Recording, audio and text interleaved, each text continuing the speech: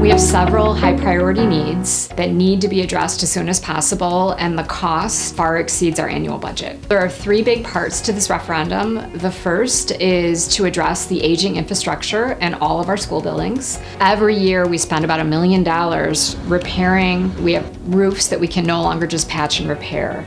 We have systems that we can no longer repair with a new part. We really need to fully replace them. Aging facilities do have a direct impact on students and staff. For instance, in our buildings that have univents, which is the old heating and air system, they're loud in some classrooms. So you can be in a space and have trouble hearing when the univent is on. There is some challenges with temperature control. So sometimes students and staff are cold and sometimes they're hot. The second is safety and security. It's something that's been a priority in D102 for many, many years. We've already invested many district dollars in safety and security. We upgraded our vestibule several years ago to make sure that the entrance was secure. When we went to the community in the fall, we heard from them that safety and security is really a top community priority. With enhanced phone systems and cameras, we could ensure that if there was some sort of an emergency, we would have a rapid response. And the third is to address the space needs that have emerged at Aptakisic Junior High School. We added space there when we added our Music and Arts Center, but the enrollment continues to grow. The high projection for Aptakisic was 840.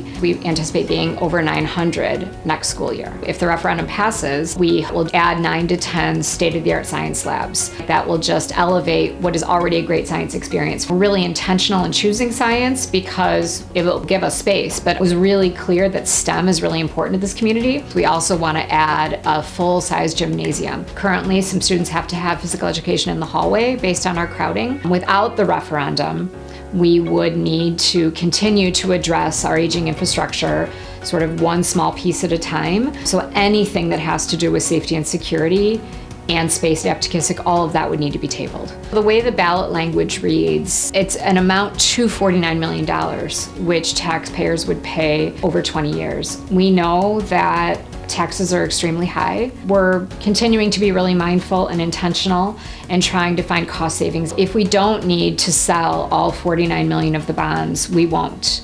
We will continue to try to find ways of bundling work, applying for grants, etc., to make sure that if we can take some of this off the shoulders of the taxpayers, we will.